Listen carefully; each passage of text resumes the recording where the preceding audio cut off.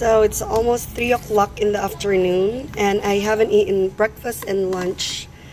But I think that it's worth the wait because this is my ulam. It's buridibod. Oh my goodness, Ilocano buridibod. So we just got back from the Bagsakan in Urdaneta. And these are the vegetables na pinamili namin. So, meron itong, ano ba yun? Anong tawag dito, Imang? Sapin-sapin? Ay, samping-samping. Okay, so it has samping-samping. Oh, look at that. So good. Ang nagluto pa nito ay ang aking pinsan. Siya yung pinaluto ko talaga. My pinsan from Cyprus.